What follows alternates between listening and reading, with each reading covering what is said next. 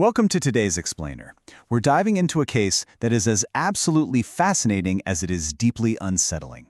I want you to picture something for a second. Imagine walking into a house where everything looks perfectly, completely normal.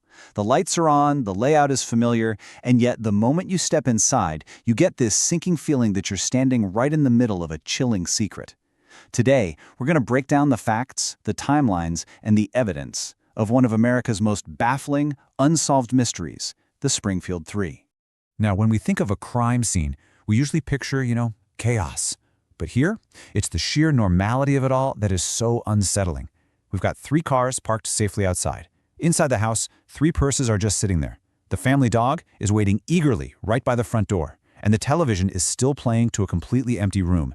The contrast between these ordinary, untouched items and the horrifying reality of the situation is just staggering.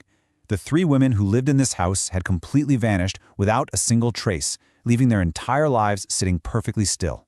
This right here is the absolute core puzzle of this mystery. On one hand, you've got untouched money, keys, and those cars. Literally everything a person would need to leave the house voluntarily was left behind.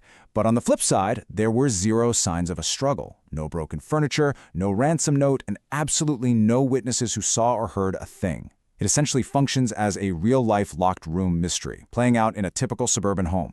And it's exactly this bizarre combination of facts that has kept this case unsolved for over 30 years. So, to understand how we got to that eerie morning, let's back up to Section 1, an ordinary summer night on June 6, 1992. Let's walk through this timeline together. The evening kicked off with total celebration. 19-year-old Suzie Streeter and her best friend Stacy McCall had literally just graduated from high school. Like thousands of teenagers across the country, they spent the evening out celebrating with their friends. Now, originally, they were supposed to stay at another friend's house, but as teenagers often do, they switched up their plans because that first house was just way too crowded. So they decided to crash at Suzie's home instead. Suzie's mom, Sherrill Levitt, was already there. It was a perfectly innocent, standard summer night. Absolutely no one knew it would be the last time anyone would ever see them. Which leads us directly into Section 2. The morning discovery, and a truly chilling scene. The very next morning, friends show up at the house to pick Suzie and Stacy up. And the very first thing they notice? The front door is unlocked. Just let that sink in for a second. An unlocked front door, a family dog greeting them happily. These were the very first subtle signs that something was terribly, terribly wrong. As they step inside, they find all those untouched belongings we talked about earlier. And it's the specific details that really get you. The purses weren't just tossed aside, they were lined up neatly. The cash was unspent. The car keys were still inside. Even their cigarettes and personal belongings hadn't been moved an inch. It looked exactly as though the women had just stepped into the other room and planned to be right back. Yet, outside, all 3 vehicles are still parked in the driveway. And that brings us to a really critical turning point. Section 3, a contaminated crime scene and well-meaning mistakes. What happened next is a tragic sequence of events that unfolded before the police even got a call. It is wild how fast a scene can be compromised. Step 1, the friends enter the unlocked home just looking for the girls. Step 2 is where your heart just kind of sinks for the investigators. One of the friends spots broken glass from the porch light. In a completely innocent attempt to be helpful, someone sweeps that broken glass right up. Step 3, as more friends arrive to help look for clues, parts of the house are actually getting cleaned. At the time, nobody had any idea they were standing in the middle of a massive crime scene. But these well-meaning, totally innocent actions might have permanently destroyed crucial evidence before law enforcement ever had a chance to process the house. Despite all that unintentional cleanup, the authorities do arrive, and the official investigation kicks off. Section 4. Searching for clues in a house that offered almost none. As they search every room, police make a massive deduction. There is absolutely no forced entry. No broken locks, no kicked-in doors, no blood, and no obvious fingerprints from an intruder. So investigators are forced to ask a really tough question. Did they open the door willingly? The logic makes sense, right? Without forced entry, the women likely knew whoever showed up at the house. Because if you think about it, why else would you just open your front door in the middle of the night?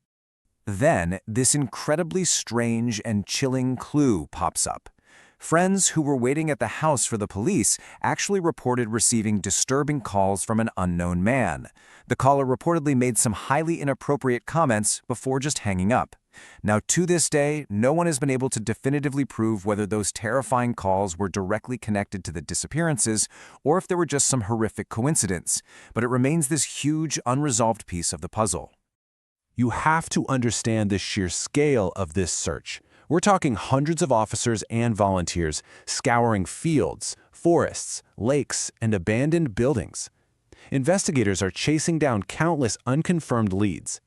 A witness claims to have seen a suspicious van near the neighborhood, but police could never confirm its involvement.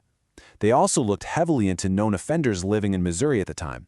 Several were brought in and questioned, but no one was ever charged. Literally thousands of tips poured in, but every single promising lead just hit a brick wall. With basically zero physical evidence, we enter the realm of speculation. Section 5. Theories and dead ends. So, what actually happened? Over the years, folks have really zeroed in on three main theories. First up is the left voluntarily theory, which suggests that someone familiar with the women convinced them to leave the house with him, which would explain that lack of a struggle. Second is the stranger attack theory, proposing that a highly organized, dangerous criminal just happened to target that specific house on that specific night.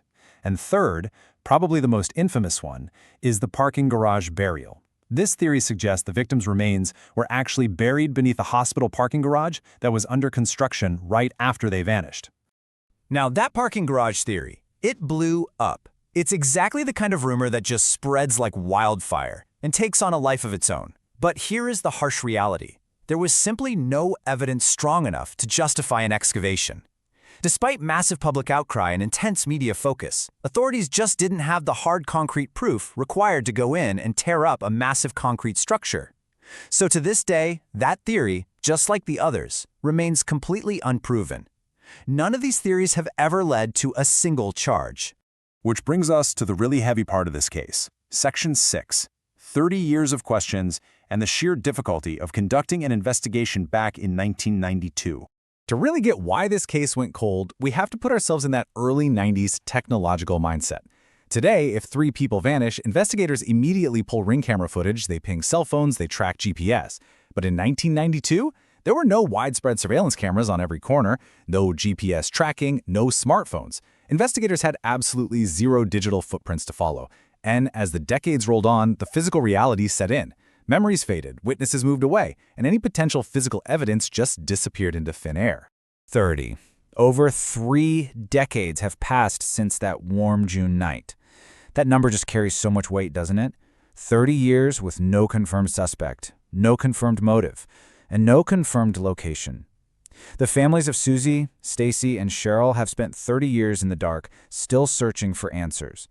Law enforcement is actually still accepting new information to this day, holding out hope that just one overlooked detail could finally blow this case wide open.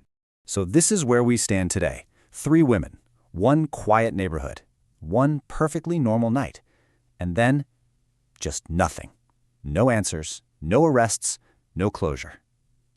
You know, I think what makes this case resonate so deeply, what makes it truly terrifying, is that you don't need a supernatural or impossible explanation for it. The scariest mysteries aren't the ones in movies, they're the ones that happen in ordinary homes, on ordinary streets, to completely ordinary people. Which leaves us with the ultimate question to wrap up this explainer. What do you think happened to the Springfield Three? Did they know their abductor? Was it just a completely random crime of opportunity? I encourage you to think back through the evidence. Analyze the facts we've gone over, and keep questioning. Because as long as people keep looking, there's always hope for an answer.